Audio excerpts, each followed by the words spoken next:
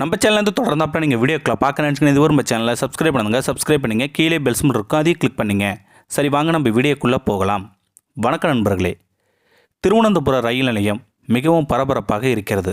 அன்று காலை வித்யா என்பவர் தன்னுடைய தோழியின் வருகைக்காக ரயில் நிலைய வாசலில் காத்திருக்கிறார். அங்கு நடக்கிற நிகழ்வுகளை கவனிக்க ஆரம்பிக்கிறார். ரயில் நிலைய வாசலில் 60 வயது மதிக்கத்தக்க பிச்சை எடுக்கிற ஒரு பெண்மணியை பார்க்கிறார். அவர் அங்கிருக்கிற மரத்தில் பழங்களை பறித்து கொண்டிருக்கிறார். அவரின் உடைகள் அழுக்கு படிந்து கிழிந்தும் இருக்கிறது. அவருக்கு பக்கத்தில் 2 பழைய பைகள். பெண்மணி மரத்தில் இருக்கிற ஒரு இலை கூட உதிர்ந்து விடாத படிக்கு மிகவும் கவனமாக பழங்களை பறிக்கிறார். இதை தொலைவில் இருந்த வித்யா கவனிக்கிறார். அந்த பெண்மணியின் உடல் மொழிக்கும் அவரது உடைக்கும் சற்று தொடர்பில்லாதே உணர்கிற வித்யா அவரிடம் பேச முயல்கிறார். அவரது முகத்தில் சோர்வு இருப்பதை பார்க்கிற வித்யா, சாப்பிட்டீங்களா என கேட்கிறார். அந்த பெண்மணி, வேண்டாம், ரொம்ப தூரம் போய் வாங்கணுமே என்று சொல்லிவிட்டு வித்யாவின் 2 சக்கர வாகனத்தை பார்த்து கொண்டிருக்கிறார். வித்யா பக்கத்தில் இருக்கிற கடையில் 4 இட்லிகளும் ஒரு வடையும் வாங்கி வந்து கொடுக்கிறார். 10 நிமிடம் இடைவெளியில் அவரிடம் பேச ஆரம்பிக்கிறார். அவருடன் பேசியதில் அந்த பெண்மணியின் பெயர் வல்சா என தெரிய வருகிறது. 33 ஆண்டுகள் ஆசிரியராக பணிபுரிந்து ஓய்வு பெற்றிருக்கிறார். மகன் கணவரை பிரிந்து இருப்பதாகவும் பிச்சை எடுத்து பிழைப்பதாகவும் கூறியிருக்கிறார். ஆசிரியர் என்றதும் சில நொடிகள் பதறிப்போகிற வித்யா அவரை சில புகைப்படங்களை எடுத்துக்கொள்கிறார். கேரளாவில் மலப்புரத்தில் இருக்கிற இஸ்லாகிய பப்ளிக் ஸ்கூலில் கணித ஆசிரியராக இருந்தவர் என்பதை அறிந்தும் வித்யா மேலும் கலங்கி விடுகிறார். இப்படியான ஒரு நிகழ்வை எங்கு படித்தோ கேட்டோ இருக்காத வித்யா அவரை மீட்க நினைக்கிறார். ஆனால் ஆசிரியர் வேறு எதற்கும் காத்திருக்காமல் அங்கிருந்து கிளம்பி விடுகிறார்.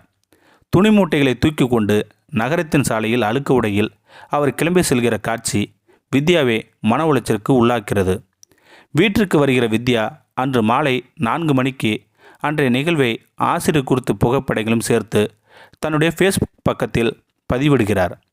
வழக்கமான பதிவாக இருக்காது என்பதை அப்போது வித்யா அறிந்திருக்கவில்லை. அவர் பதிவு செய்திருந்த வார்த்தைகளும் புகைப்படங்களும் படிக்கிறவர்களை கடந்து போக முடியாதபடிக்கு துயர்களை வைக்கிறது. அடுத்த நாள் காலை ஃபேஸ்புக் செல்கிறவர் திகைத்து போகிறார். வித்யாவின் பதிவுக்கு 1000த்திற்கு அதிகமான பகிர்வுகள், கமாண்டுகள் என அன்றைய நாளுக்கான வைரல் செய்தியாக மாறியிருக்கிறது. பதிவிற்கு வந்திருந்த கமாண்டுகளை படிக்கிறவர் திக்குமுக்காடி போகிறார். தெரிந்தவர் தெரியாதவர் என எல்லோரும் ஆசிரியருக்கு உதவ முன்வருகிறார்கள். ஆசிரியர் என்கிற ஒரு வார்த்தை கேரளாவின் ஒட்டுமொத்த இணையத்தையும் ஆக்கிரமிக்கிறது. வந்திருந்த கமாண்டுகளில் ஒன்று, மலப்புரத்திலிருந்து திருவனந்தபுரம் வந்து கொண்டிருக்கிறோம், ஆசிரியரை எங்களோடு அழைத்துச் செல்கிறோம் என இருக்கிறது. கமாண்ட் செய்தவர்கள் யார் என அலசியதில் மலப்புரம் இஸ்லாகிய பப்ளிக் பள்ளியில் பயின்ற முன்னாள் மாணவர்கள் என்பதை அறிந்திருக்கிறார். கமாண்டில் கொடுக்கப்பட்டிருந்த முன்னாள் மாணவர்களை தொடர்பு கொள்கிற வித்யா, வல்சா ஆசிரியர் ரயில் நிலையத்தில் சந்தித்ததாகவும் அங்குதான் அவர் இருப்பார் எனவும் தெரிவிக்கிறார்.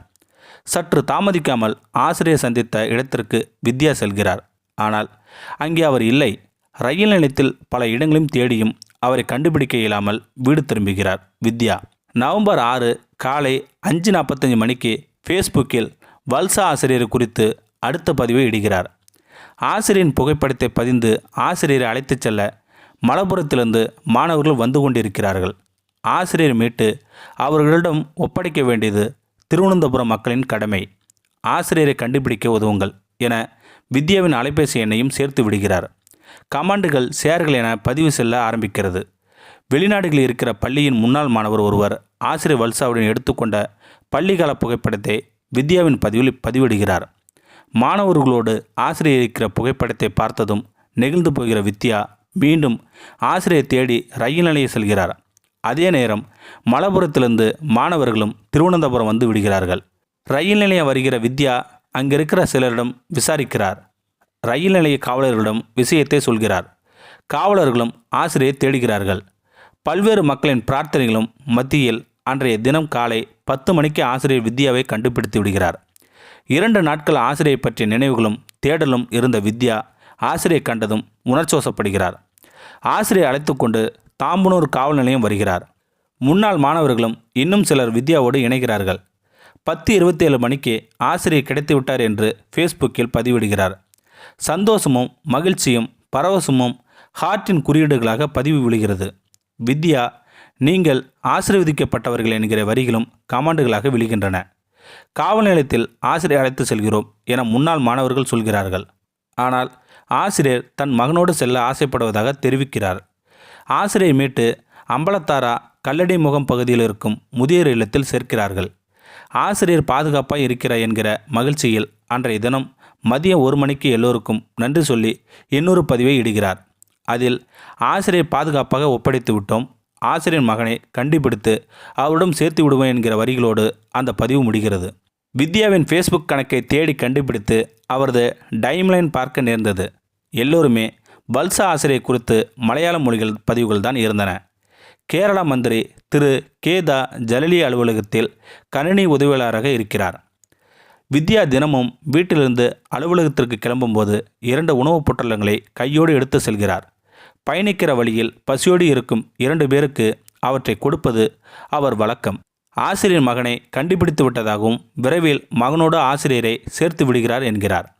ஃபேஸ்புக்கில் ஆசிரியர் குறிப்பு பதிவு வைரலாகி இருப்பதையும் மகிழ்ச்சியுடன் தெரிவிக்கிறார். வல்சா ஆசிரியர் குறித்த நிகழ்விற்கு பல இடங்களிலுமிருந்து வாழ்த்துக்களும் அழைப்புகளும் வந்த வண்ணமாக இருக்கின்றன என்பதை குறிப்பிடுகிறார் வித்யா. ஆசிரியர் விஷயத்தில் தகவல்களை ஃபேஸ்புக்கில் பகிர்ந்து மற்றும் உதவிய அனைவருக்கும் நன்றி சொன்னார்.